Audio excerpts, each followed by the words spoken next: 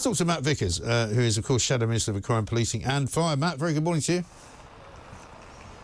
Good morning, Mike. Long time no see. Indeed, very nice to see you down there. Looks like quite a pleasant day. Very cold, though. You know, we're getting only a couple of weeks away from Christmas. We've got another prime ministerial trip abroad. He's over doing some business in the Middle East, in Saudi Arabia and the UAE. Supposedly, he's going to work on getting some sustainable cement and concrete materials made up in Manchester. He's going to have a next-generation city cement company. I mean, isn't there more important things to do than swan around the world pretending he's saving it? The loony lefty walkie talkie nasal nights world tour goes on. Whilst he's out there, he's making business in the UK more unattractive than it's ever been. We've seen business confidence in this country through the floor. Yeah. You can't get businesses from across the globe to invest here because he's killing them. Those NICS contributions that he's pushed up are driving businesses out of business. We've seen it. People won't invest here. All of these businesses now looking to reduce their headcounts, stop recruitment, because they know that business just isn't going to work when you've got a government that's in there determined. Every Labour government in history leaves office with unemployment higher than when they arrive in office, and this government's determined to do it super fast. Yes, and I mean, I don't understand why this zeal about the green energy business. You know, we were just talking to a lady up in the Highlands of Scotland who says that she's constantly fighting these green companies who are trying to put, you know, either pylons all over the place or wind farms all over the place. He's out over in as I say, in Saudi Arabia today, doing a collaboration with Aramco in which it says they aim to create 2,000 UK jobs. Well, that's all very well, but every time anybody aims to create jobs in this green economy, they never seem to come to fruition. Well, the big news on that this weekend, we saw the big news from Angela Rayner about planning. They're literally going to bypass local councils, bypass the opinions of local people. In my part of the world, there's a solar farm going in, 2,000 plus acres of land that used to be countryside being turned into this solar farm. Huge, huge. It might have benefits, it might produce green energy, but there's going to be no countryside left. We talk about energy security, but what about food security? What about what used to be green, pleasant land turning into industrial, miles and miles of the thing? It's horrendous. Yeah, it really is, and nobody really wants it, and nobody really understands why they are so dead set on doing it. I mean, Ed Miliband keeps going around the world talking about how, you know, we're going to be the world leaders in green energy. Well, nobody voted for that. Yeah, I think, do you know what? If it creates jobs, if it draws an investment, great, but it's about balance. Do you know what? It's about what it costs people. It's about what it costs the people at home who are struggling to make ends meet.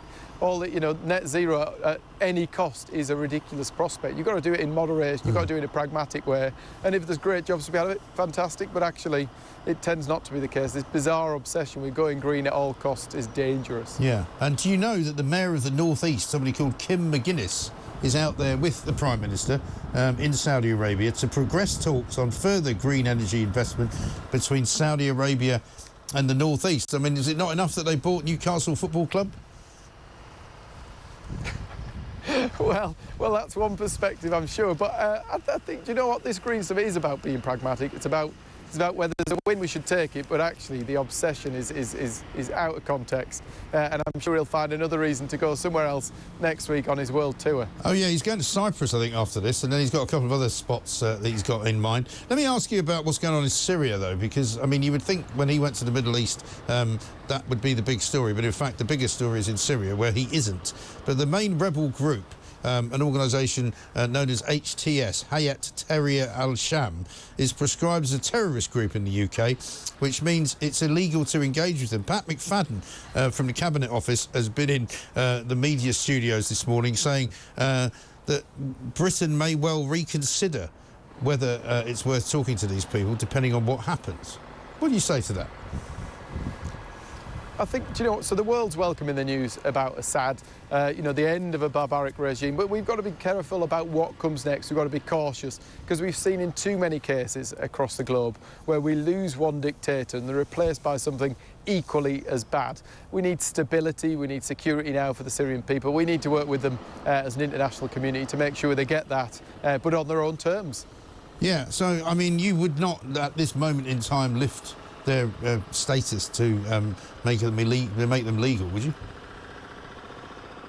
No, I mean, there's debate about what the links are, about what their links to ISIS are and what's going on. We've got to rely on our security services, who know a hell of a lot more than me and probably a lot more than Pat McFadden about what's going on, what the links are and what that could mean for this country. Our security should always be top of the pile when we consider any of these things, as well as the wider international security that comes from that. Yeah. Let's talk about the police, because we heard only last week in the Great Reset that Keir Starmer didn't want you to call a reset, that one of the things they were going to do was add loads more police to the streets, right? It turned out that it wasn't loads more, it was about 4,000 more. But this morning, chief constables are actually predicting that there's going to be a shortfall in the police funding settlement, which means that not only will they not have extra police officers, they'll actually have to fire people, possibly thousands of them. It is absolutely it's disgusting, actually. We see he's pledged 13,000 more police. I think we're getting about 3K if we're lucky. But actually, where is it coming from? It's voluntary policemen, it's special constables, great volunteers who do a great job, but they aren't going to come from nowhere. We talked about PCSOs being moved in, but actually, the worst part of it is about people being repurposed, redeployed. So when you ring 999, you want those emergency services to come to you, you want the police to be there, and we're going to get rid of some of those. We're going to move those over to neighbourhood policing so that we can have a named officer in every ward. No, it just lacks common sense. It's ridiculous, and it's another broken promise. 13,000 police. It's not 13,000 police. It's anything but 13,000 police. The last government this year uplifted funding for the police by 922 million. This government are refusing to match that. Scary times ahead. More bull poop from Keir Starmer, fake pledges, broken promises, disastrous, and policing should be a priority for this country. Perhaps if he spent a bit more time looking at what was going on in the streets of the UK instead of doing his world tour, we might be in a better place. Yeah, I mean, he seems to be living in a world of his own, in a sort of bubble, you know, because whenever he gets up to speak in Parliament, he makes out that everything's fine and dandy, and, you know, they might have made a few hard choices, but they're improving the world for everybody who's in it, and they're making life in Britain better. But there's no part of life in Britain which is better now than it was in July, is there? Well, 17 resets. This is his 17th reset. We had the foundations, the pledges, the priorities, the milestones, the millstones. It's all over the place. This government is like a shopping trolley with 3 wheels. It's flapping around all over the place, no direction, and the consequences are being felt. They're being felt by our pensioners, who I bump into at surgeries every week. They're being felt by farmers. They're being felt by businesses across the country. And actually what we're going to see in the next few months is the impact on small businesses. That local pub whose business rates relief has been slashed, and they're now paying greater contributions on national insurance. There's going to be real consequences on our high streets, real consequences for community businesses and families and the hard-working people in this country who get up early every morning to go out and make ends meet. Yeah, I mean, one of the things that might be a good result as to what happens in Syria is that there's an awful lot of Syrian refugees all over Western Europe, quite a lot of them in this country, could be a couple of 100,000 here. And would you encourage them to go back home? We've heard reports this morning that people are considering doing just that. Who knows? Changes in the international environment might have beneficial offshoots for us. But what could the government do to help them on their way, as it were, in the nicest possible way? I don't know. Well, hopefully people would be drawn back to the idea of going back to their country, being a part of rebuilding Syria, and that hopefully should be enough draw in and of itself. We know the international environment means that more people are on the move across the globe.